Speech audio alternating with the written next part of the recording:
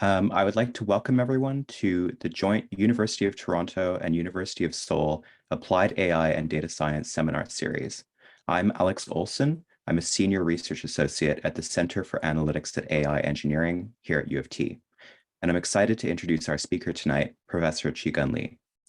Professor Lee is the Director of the Center for Maintenance Operation and Reliability Engineering at the University of Toronto, where he has contributed to significant research efforts in physical asset management by applying machine learning to asset condition monitoring and optimal maintenance recommendations. He's worked closely with a number of companies in the private sector, including LG, Nestle, and Unilever. Tonight, Professor Lee will be presenting on the fundamental notions of machine learning and its application to asset management.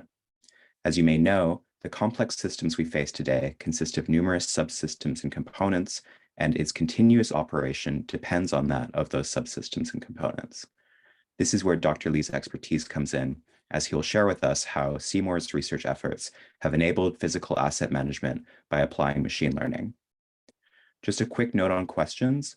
We will have a Q&A segment at the end of the seminar, but feel free to post your questions at any time using the Q&A feature at the bottom of the screen. Now, without further ado, I'd like to hand things over to Professor Lee. Thank you, Alex, for the nice introduction, and also thank everyone attending this seminar this morning or this evening, depending on where you are. So as Alex indicated, the topic that I'm going to talk about today is how machine learning can be used for physical asset management.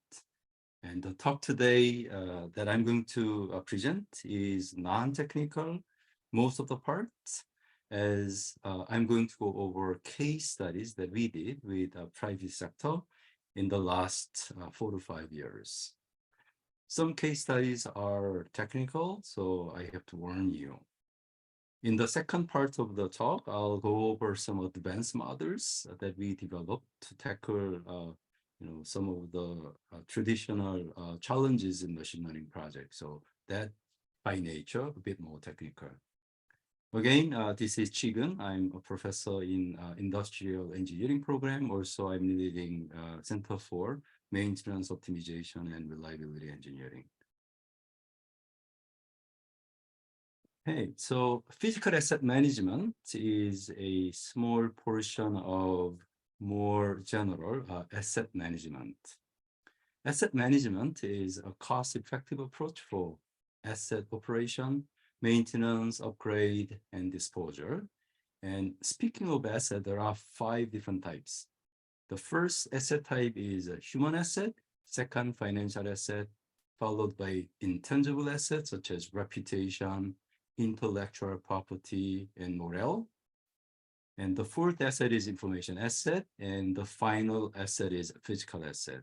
So the focus of today's talk is how to manage this physical asset.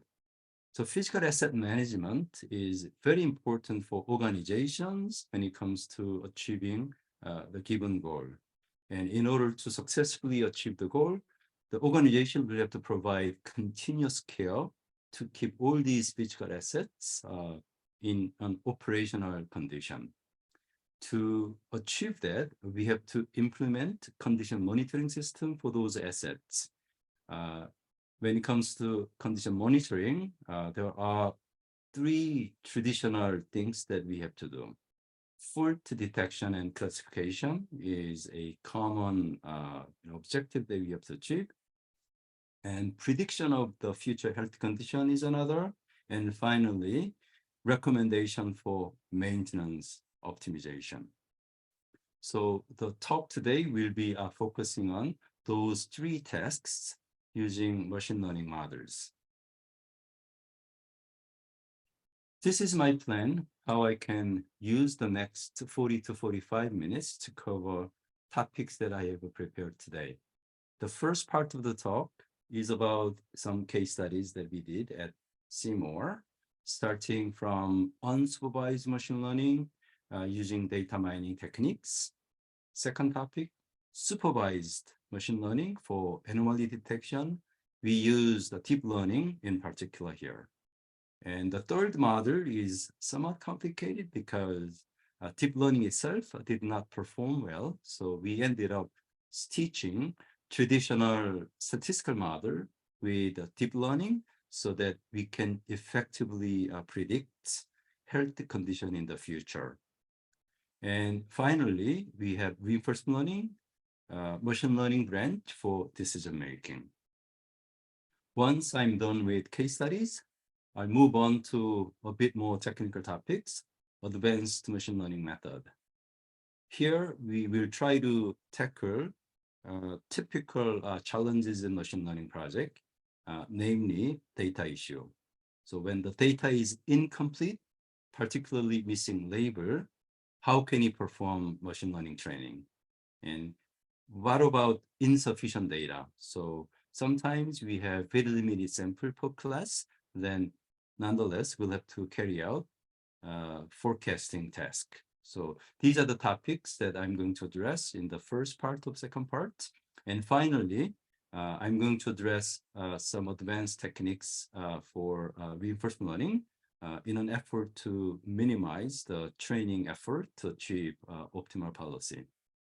And this very last topic can be possibly the most technical among all topics here. And if time permits, I'll go into some detail, but depending on how much time that we have, I can skip a lot of slide here. So first case is for unsupervised machine learning. Here we use a data mining technique, something that has been used in marketing quite extensively. That's why this technique is sometimes called basket analysis. Given data, we are trying to find repeating pattern in the transaction data, pattern that appears over and over in the data set. Once we identify those patterns, then that pattern may give us some clue about where we have to look at and what we are expecting in the near future, providing tremendously useful information for maintenance engineers when it comes to physical asset management. We will look at two different types of patterns here. The first pattern is called association rule. This is for events that are happening all together simultaneously in transactional data. The second pattern is a sequential pattern where events are happening in sequence. We looked for those patterns in a transactional data coming from power generation plants in Niagara Falls, where they have 480 power generation units. Basically, these are generators producing electricity. Data were collected between 2012 and 2017, involving 600,000 maintenance record in a single file. And the file was not extremely clean, so we spent a lot of time for cleaning and data processing. So at the end of the day, we have limited columns, and in terms of entries, we end up having almost the same number of entries, 600,000 entries. So this is a snippet of the data set that we have received. And as you can see, we have a time stamp here, and bunch of columns are all empty, and so on. So the question that we try to answer here was to come up with two different types of rules so that we can get some precursor to upcoming failure, or maintenance engineer will have to look at some other parts of the power generation plant given some events that has occurred.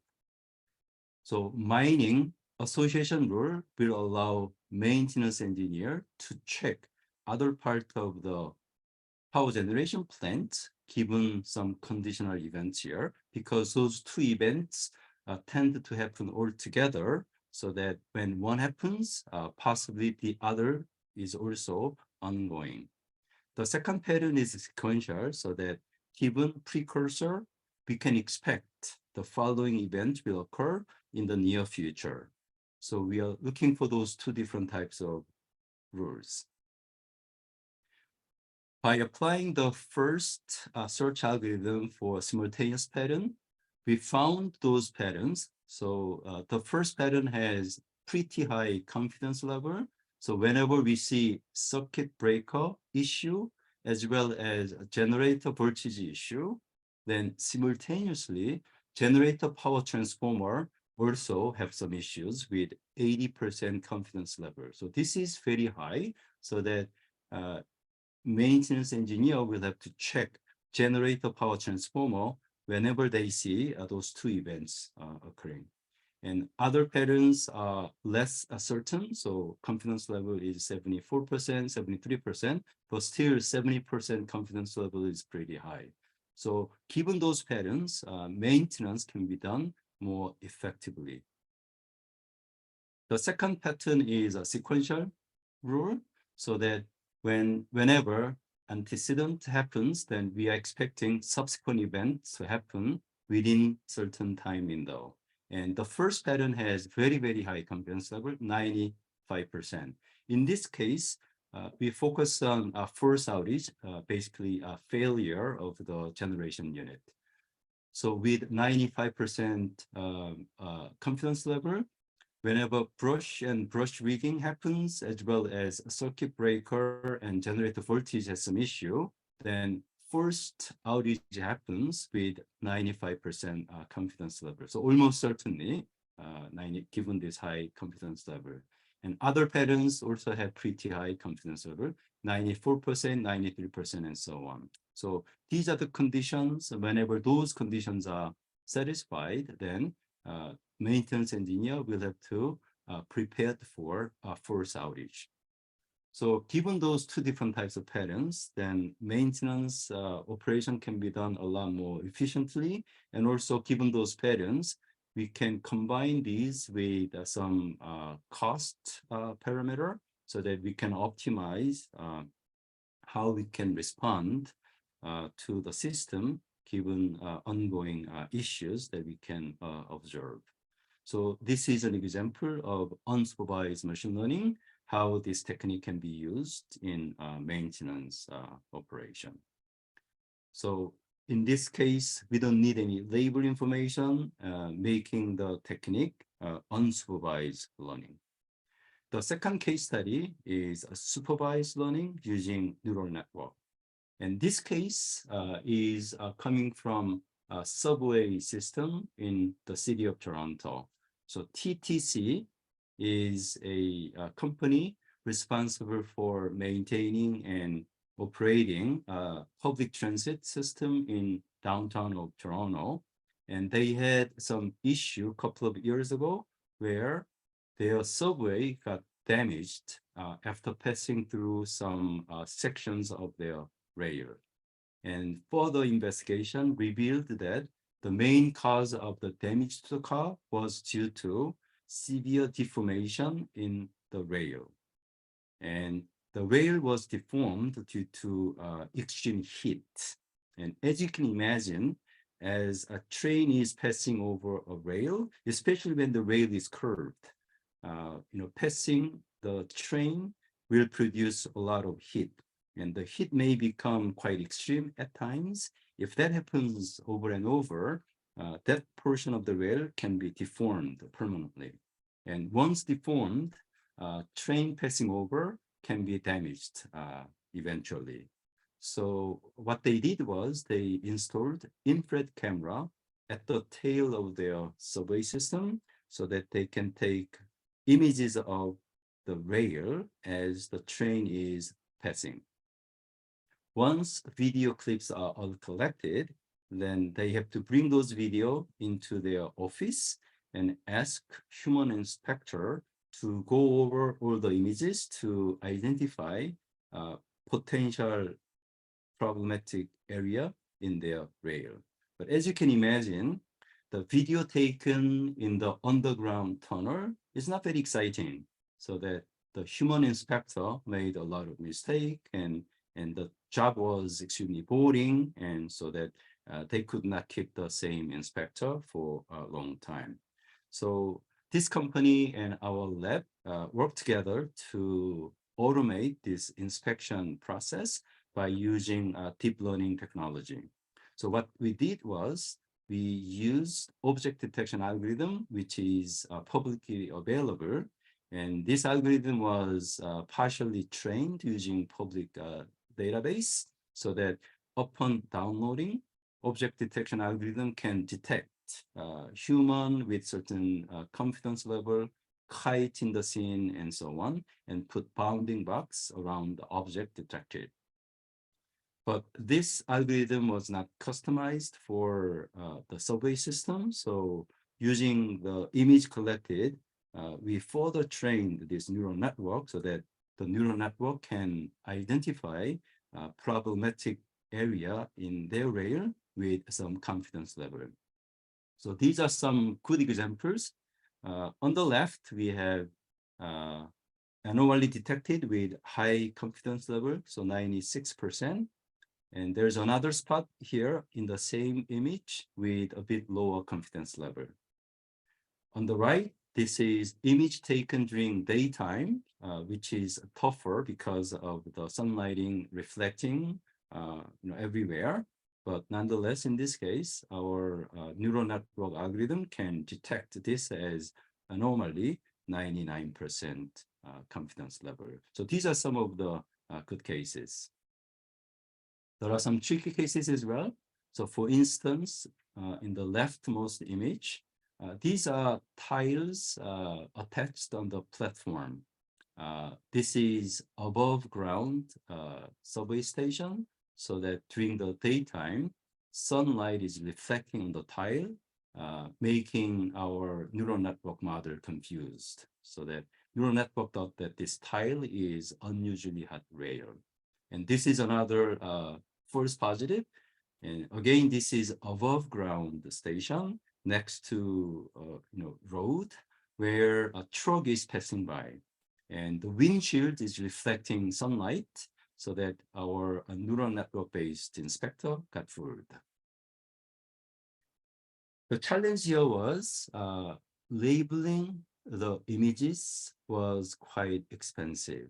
And our students did manual labeling and produced 670 labeled images, but based on today's standard of neural network, 670 images, labeled images is nowhere near sufficient, so that there was a limit that we cannot overcome in terms of accuracy of the model. So when it comes to, in terms of accuracy, there are a couple of different metrics that we can talk about. Recall is percentage of positives out there that our model can catch. So ideally, recall should be close to 100%. The second metric that we have to consider was precision. Precision is the percentage of claimed positives by our model that is actually positive. And again, ideally, precision should be close to 100%. So if you have perfect model, we have virtually infinite amount of data, then maybe we can train our model so that recall and precision can be both near 100%. But with only 670 samples, that was not achievable. So what we did here was we trained our model so that recall becomes near perfect, near 100%, but we compromise in terms of precision. And we thought that this is a reasonable strategy given the business process. And we tried a few different classifiers here, and we found that support vector machine and isolated forests are better than other models that we trained. So for instance, using support vector machine, we achieved near perfect recall so that we know that our model rarely misses true positives out there. So if there's any issue, then we'll cut them all. We'll catch them all. That's the 100% recall means. But precision was compromised in the process. Only 50%. That means among 100 positives that we caught, about half of them are false alarm. But that's okay, because in the business process, once our neural network catches all these potential issues, then human inspector can review those images picked up by our neural network model and just reject maybe 50% of them. And doing so, the human inspector can process only maybe 1,000 images rather than million images, so that the inspection time can be reduced dramatically from possibly a week down to a couple of hours. So that's what we did. This is a third case, which is somewhat technical. In this case, we try to predict health condition of a physical asset in the future. And we applied our model to data that were available in public domain. And actually the data set was generated by NASA from a turbojet engine. And to the right, we have 4 different data sets. And data set 1 and 2 has relatively short lifespan. So this is the lifespan plot of a turbojet engine. Data set 3 and 4 shows engines that last longer than engines in data set 1 and 2. So depending on which set that you use for training and which set that you use for testing, the accuracy of the prediction model can be pretty good or maybe pretty bad. So this is some of the health conditions evolving over time. And as you can see, health condition is degrading linearly at the beginning, but at some point in time, switches to highly nonlinear pattern. And different engine switches to a nonlinear pattern at different point in time, so that this diffusion point where the trend changes its shape is widely varying across time axis here, and making the prediction model quite inaccurate. When we use neural network only, neural network can learn this general pattern, but it could not learn how quickly the physical asset is degrading. So the speed of health condition degrading was quite tough to learn. So what we did here was we used the neural network to learn this highly nonlinear pattern. And we stitch this neural network with Bayesian inferencing model so that we can learn the speed of degradation. So that in some sense, this Bayesian inferencing controls neural network so that prediction value can be adjusted. Next here, in first scenario, we used data set 1 for training and data set 2 for testing. And engines in those 2 sets have a similar lifespan, so that the degradation speed in data set 2 is similar to that in data set 1.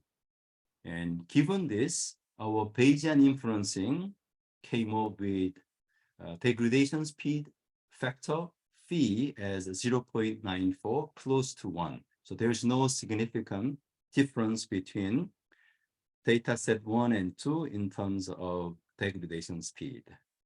And this is the prediction that we made after observing 50 cycles in the beginning. And this is the density function for failure that we can predict given our prediction for degradation value in the future. So basically, when health condition becomes at a certain preset value, we declare failure. And this distribution shows probability distribution for failure in the future. So very likely, this engine will fail after 260 cycles, but there's also significant probability that the engine fails after only 220 or as much as 300, even 350 cycles. So this probability distribution shows probability for failure over time. If we make prediction later, so after 150 cycles, then our prediction becomes more accurate because we have more information about the engine. That's reasonable, so that probability distribution for failure is more concentrated here. But like the first case here, the speed of degradation is near 1 because lifespan between data set 1 and 2 are very similar. In second scenario, training is done using dataset 1, but testing was done using dataset 3, where lifespan is longer here. And Bayesian inferencing can pick up that difference by predicting this phi value a lot less than 1. So 0.6 means the engine that we are testing is getting unhealthier and unhealthier, but slower than the engine from the training set. So how much is slower? Maybe about 6% slower. So phi here is 0.6, meaning this engine is lasting longer or aging slower. Similarly, we have this PDF for failure distribution and PDF for failure distribution. So in this case, if we just use Bayesian inferencing to predict future health condition, that Bayesian inferencing cannot learn highly nonlinear failure pattern. So that accuracy is pretty bad. If you use only neural network, then neural network can learn quite nonlinear pattern, but neural network fails to learn the speed of aging. And by stitching those two models together, then we can learn the speed of aging as well as highly nonlinear degradation pattern. So this is a third case that I can share with you today. The last one, well, this one is actually the last one. So let me skip this. Here we use language translator and repurpose this translator to create digital twin. So this project was motivated by industrial furnace, where measuring the internal temperature is virtually impossible due to extremely high temperature. So rather than trying to measure internal temperature here, we developed a translator by which we can translate external temperature and some of the other control variables into interior temperature. So we call this as digital twin, but essentially this is a sequence-to-sequence model. So let me skip this. The last case study that I can share with you today is maintenance optimization, where we are making optimal recommendation in terms of maintenance action that we have to take given health condition that we observe. Since this is about decision making in a complex system, we use reinforcement learning as the choice of machine learning method. And so we apply this reinforcement learning approach to a complex system where we have a power generation plant consisting of turbine, generator, and transformer. So this single system has 3 components, and those 3 components are going through a random transition between different health conditions, 1, 2, 3, 4, in a highly dependent manner. So transition probability between combinations of health conditions of those 3 components are very, very complicated. In terms of actions that we can take, we have replacement action. So rather than repair, maybe we can replace turbine. Or corrective replacement means upon failure, we replace the component. Repair can be done to a varying degree. So depending on how seriously you repair, the health condition of the component can improve randomly, but somewhat influenced by the degree of repair. And finally, inspection is another action that we can take. So inspection is not free and takes some time. So even inspection should be done optimally. So we are trying to make optimal recommendation between those 4 different actions based on observation in terms of health condition of the 3 components in the system, so that we can minimize the total operational cost of the power generation plant. So this problem can be seen, not that complicated, but if you count the number of different states that power generation plants can be in, that number is just enormous. With only 3 components, there are 4 times 10 to the 14 different conditions that the system can be in. If you understand how we can solve the mathematical formulation of this problem, which is Markov decision process, the number of states has a significant impact on the amount of computation that we have to do.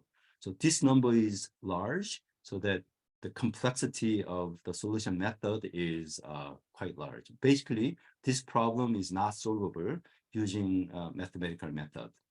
So how large this number is, 4.3 times 10 to the 14. This is actually larger than the number of trees on Earth. So there are only 3 times 10 to 12 trees on Earth. So that's how many states there are for this such a small complex system. If you increase the number of components to 6, then the complexity will increase exponentially to 6 times 10 to the 24. And this number is even larger than number of grains of sand on Earth. So this is how crazy this problem is when you try to solve analytically and optimally. Therefore, we turn our attention to reinforcement learning as a learning method as well as approximation method. So this is how deep reinforcement learning is working on video game. But for the interest of time, then I'm going to skip this. And this is a solution that we implemented. So this is a training curve. So after iterations of training, the total cost is going down slowly and plateaued at around 17 times $1,000. And so we use a neural network to approximate the state space. So there are 6 hidden layers in the neural network and total of 1,000 neurons, roughly. So 1,000 neurons, this neural network is not too big, but between training of the reinforcement learning agent and approximating the value function using this neural network, it took quite a bit of time. So how much time? So it took about 20 hours on a pretty powerful desktop computer that we have in our laboratory. So this is some of the solution patterns. So without having this method to optimize our maintenance policy, we can use probably a fixed inspection policy where we inspect the system at a fixed frequency. So if we inspect the system once a month, then this is the total cost. If we inspect the system once every 5 months, then this is the total cost. So cost can be reduced a lot by reducing the frequency of inspection. If we go down to this level, so 1 inspection every 6 months, we can achieve the minimum cost. But this is the minimum cost among fixed inspection interval policies. But in reality, optimal solution can be found among variable inspection policy solution space. So this is our solution where inspection interval shown in blue curve shows a changing value.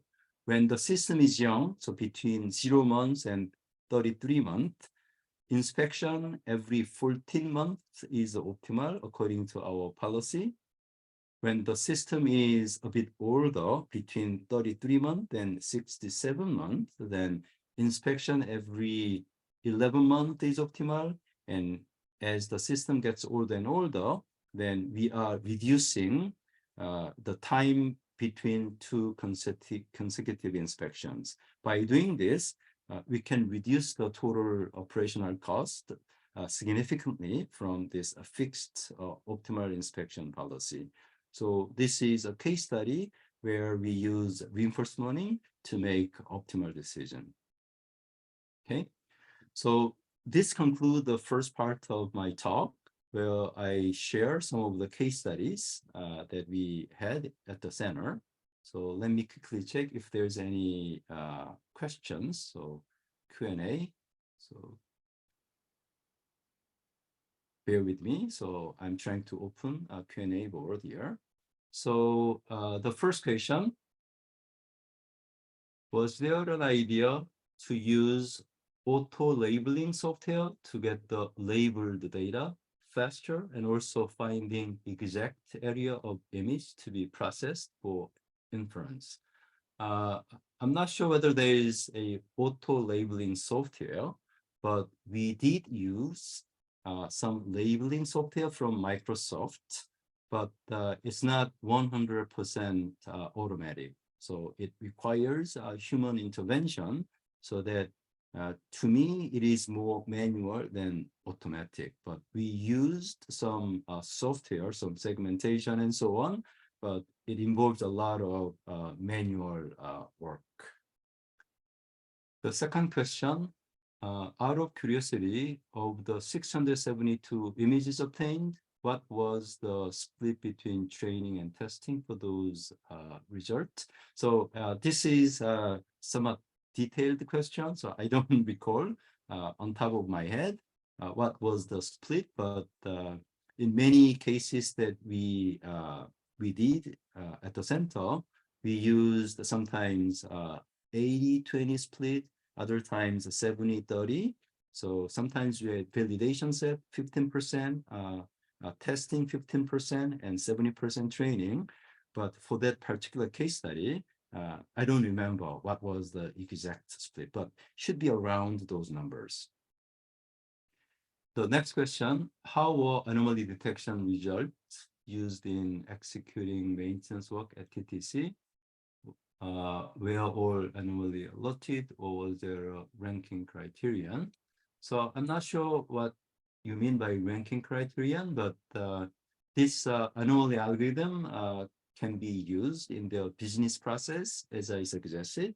So our algorithm acts as the first filter so that we can reduce the amount of work for human inspector dramatically. And we also did additional project, which I didn't present today, where we use a probabilistic model to pinpoint where we have to inspect more often than other parts of the rail in case of human inspection rather than video-based inspection. So there have been multiple projects between TTC and our center here. The last, second to the last question, can the RUL be estimated on live equipment data be updated in real time? Yes, that's exactly what we do. So that hybrid neural network model is all online, so that as we feed some sensor information into the neural network and Bayesian inferencing model, it produces a real-time prediction. So everything is real-time. The last question, could you please elaborate on the use of IR camera at TTC? For example, what type of data is collected, data collection frequency, and so on. So data collection was done basically by taking a video clip. So, so camera was on while the train is on move throughout the day. And we bring those images and process those images in the office. So that's what we did. Health index, yeah, so that's a good question. So if you go back to that slide, then there are actually 21 sensors in each jet engine, so that we have to do some data fusion to get a single health index. So that data fusion was done as a pre-processing step, and was not part of this hybrid neural network model. But you're right, we did pre-data processing, so that data fusion was done as a separate step. Okay, so now let me move on to the next section. So I think I have only maybe 10 minutes, so I have to be very quick. Maybe I will just talk about the first part of the second section here. So in this case, we are trying to perform machine learning model training when the data is missing label completely. Example can be offshore wind turbine, where we have wireless sensor technology so that we can collect sensor data in real time. Vibration, temperature, wind speed, everything is being collected at the data center at very low cost. But the problem is there's no label. When vibration becomes unusual, we may have to dispatch engineers to the offshore wind turbine, which can be 100 kilometers into the ocean. And once engineers arrive at the wind turbine, engineers will have to climb this huge tower and open up the turbine, investigate, and collect one label. So to get one label, we have to dispatch 2 engineers into the ocean. And how much would it cost? Maybe $10,000. And if I need 1,000 labels to do neural network training, then the cost of labeling is just prohibitively high. So forget it if this is not possible. So what we did here is we used some transfer learning or domain adaptation technique to skip this labeling information for machine learning training. So the approach that we took is we set up a bearing system in the laboratory, stress test them until failure, and investigate the type of failure. Collecting label that way is extremely cheap. However, this bearing and bearing in wind turbine are very different from each other, so that when you train your fault detection classifier using the bearing in the laboratory, that classifier cannot be directly used for wind turbine bearing. So we have to do some mathematical steps in between. And that's what exactly we did. So this is the architecture of the neural network. So this is the bearing in the laboratory, and this is wind turbine bearing.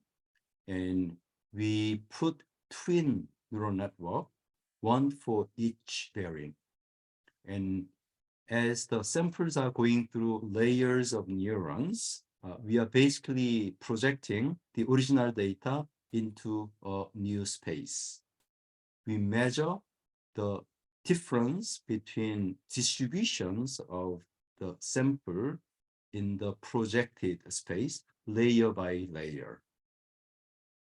Upon detecting discrepancy in distribution, we use that information to backprop.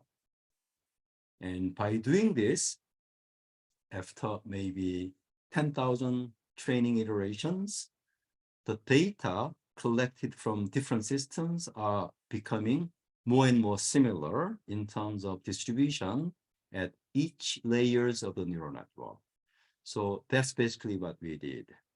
And there are alternatives. Maybe we can use adversarial training. So we implement discriminator to tell the difference between data from laboratory, data from wind turbine, and we try to confuse the discriminator. And that's a new approach we also implemented, but this is the initial implementation that we did, where we use some measure for difference in probability distributions. So after doing this twin training, we can achieve transfer of the classifier from laboratory to wind turbine. So this is our method, achieving around 91% accuracy and 91%, and in this case, 90% accuracy, much higher than accuracy that we can achieve using the existing method out there. So 90% accuracy may not be high enough or maybe good enough, but given that getting labeled data is almost impossible, maybe this is the acceptable method that we can rely on. So this is a transfer learning in case we have incomplete data. So we have lots of features, but no label. But in that case, we can transfer the features from laboratory to wind turbine.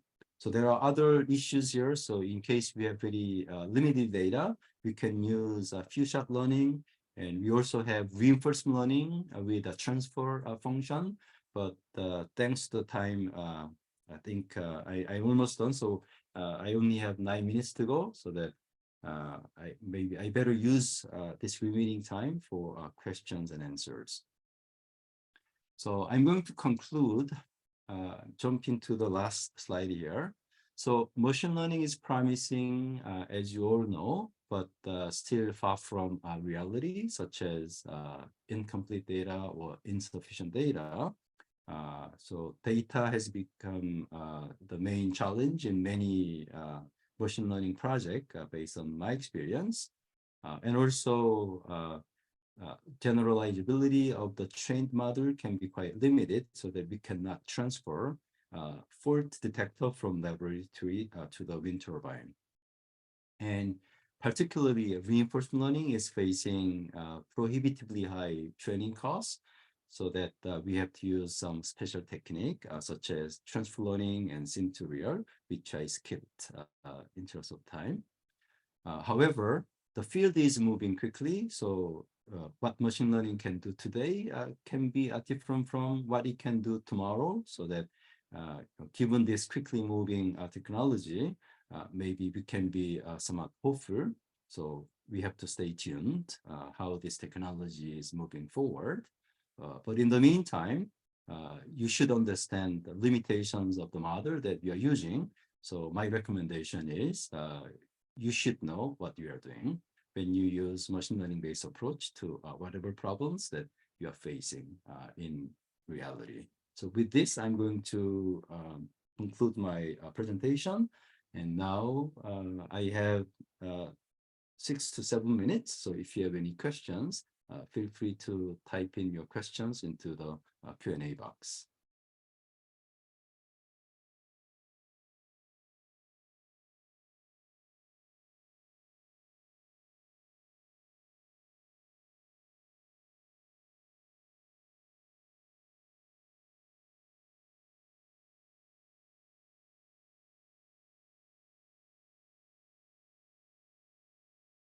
Don't see any new questions.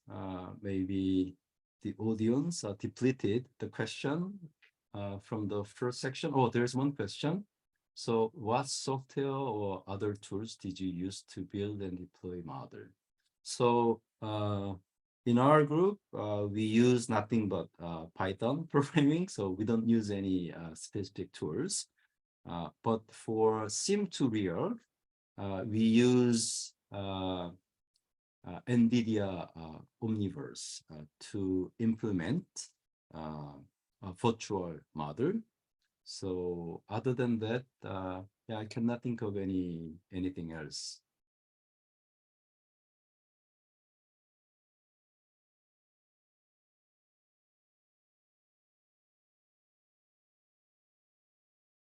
Another question?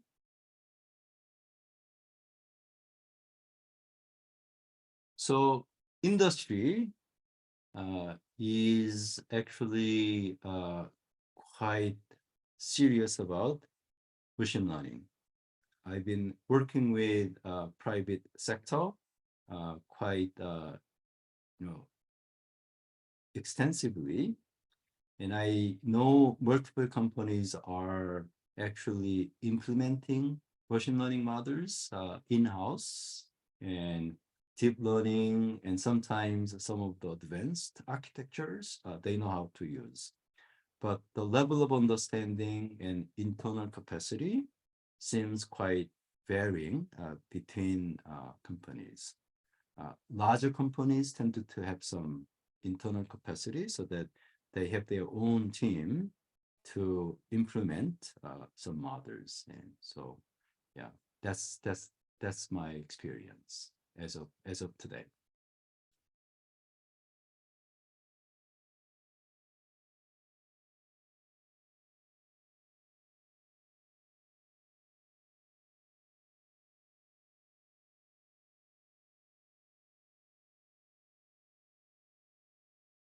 Any other questions?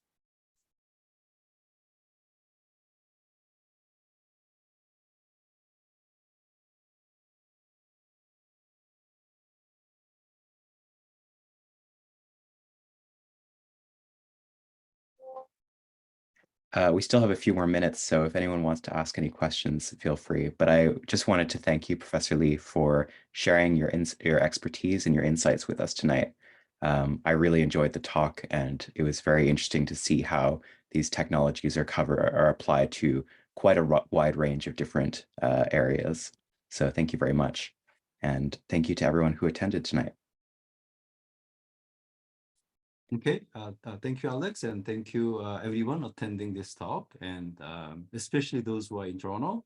I think it's getting quite late, and in case you are away from your home, then the weather outside is treacherous, so be safe on your way home.